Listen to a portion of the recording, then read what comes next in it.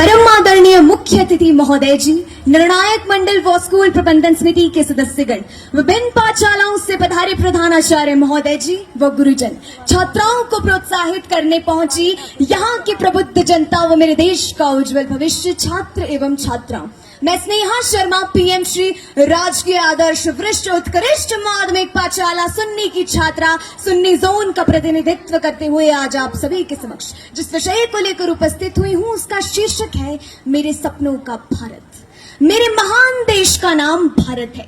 मेरे सपनों का भारत कैसा हो, इसको जानने से पहले भारत के बारे में जानकारी ले लेते हैं। भारत का शाब्दिक अर्थ है जहां सूर्य की आभा हो। भा का अर्थ है सूर्य का प्रतीक और रथ का अर्थ है रमा हुआ। जिस देश में सूर्य जितना प्रकाश हो, तेज हो, वो भारत है और उस भारत के हम नागरिक हैं। हालांकि इसका नाम दुष्यंत व शकुंतला के पुत्र राजा भरत के नाम से प्रेरित होकर पड़ा। मेरे सपनों का भारत वो भारत है जब आचार्य चाणक्य ने धनानंद जैसे क्रूर शासक को परास्त कर स्वच्छंद शासक की नींव रखी। मेरे सपनों का भारत वो भारत है जब कश्मीर से कन्याकुमारी तक वैदिक पद्धति हुआ करती थी। मेरे सपनों का भारत वो भारत है जब चीन के फायान और जर्मनी के मैक्स मूल जैसे विद्वान भारत में आकर दर्शन शास्त्र और वेदों का अध्ययन किया करते थे। महोदय, हम मारना भी जानते हैं और बचाना भी।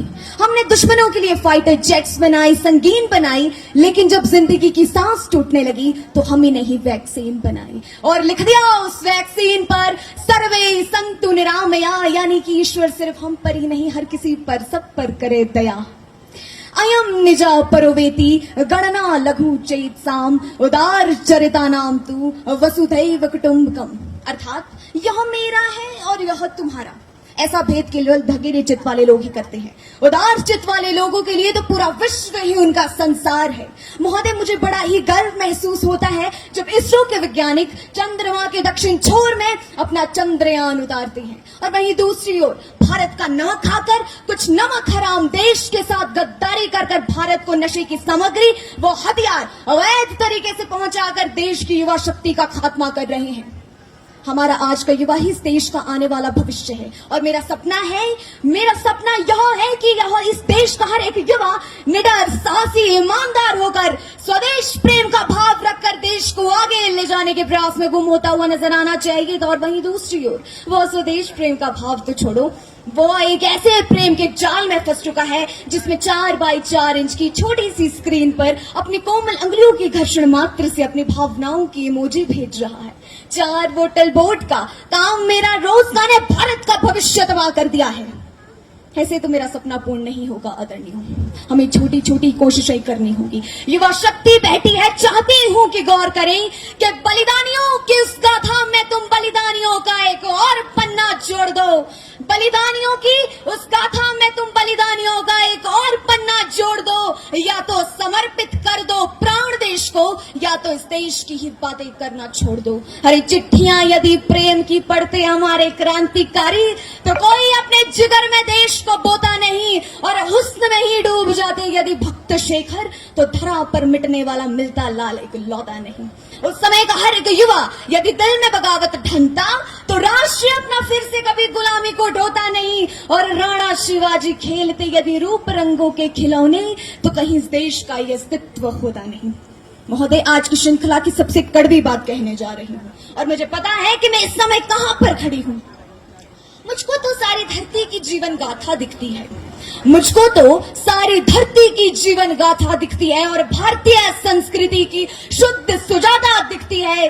तुमको भारत की बेटियों में कमसिन कलियां दिखती होंगी, मुझको तो भारत की बेटी में एक भारत माता दिखती है। एक बेटी होने के नाते मैं सोचती हूँ कि जब कोई बेटी घर से बाहर निकले तो उसे 100 बार ना सोचना पड़े, क्योंकि महिलाओं के साथ हो रहे अन्याय उन्हें पिछड़ा हुआ वर्ग साबित कर देते हैं। बड़ी बड़ी बातें नहीं, छोटी छोटी कोशिशें करनी होंगी, क्योंकि ठोकर हमें पहाड़ से नहीं पत्थरों से लगा करती है। I being an Indian, I being a student, I being a symbol daughter of this motherland feel proud to be an Indian। और मैं सैल्यूट करना चाहूंगी सरहद पर दिन रात हमारी रक्षा के लिए खड़े हर उस जवान को, पुलिस प्रशासन और किसान को, इस देश के हर उस नागरिक को जिनके बिना मेरा सपना पूर्ण होना असंभव है। और आज इस मंच पर पूरी जिम्मेदारी के साथ एक भारत की बेटी होने के नाते मैं बस इतना ही कहूंगी कि मेरे देश की जिम्मेदारी नहीं है हमें आगे ले जाना, मेरे देश की जिम्मेदारी नहीं है हमें आगे ले जाना, बल्कि हमारी जिम्मेदारी है अपने देश को आगे ले जाना, अपने राष्ट्र को आगे ले जाना, अपने वतन को आगे ले जाना। अब अंत में मैं चाहती हूँ एक स्वर में इस क्षेत्र, इस प्रदेश, इस प्रदेश को समझा दें कि मेरा हिंदुस्तान महान था, महान है और महान ही रहेगा। मेरा हिंदुस्तान महान था, महान है और महान ही रहेगा। होगा हौसला सबके दिलों में बुलंद तो एक दिन पाकिस्तान भी जय हिंद कहेगा, क्योंकि देश से है प्यार तो हर पल ये कहना चाहिए, मैं रहूं या ना रहूं भारत ये रहना चाहिए। चाहती हूं कि एक साथ आप मेरे साथ मिलकर भारत माता की जय का नारा लगाए।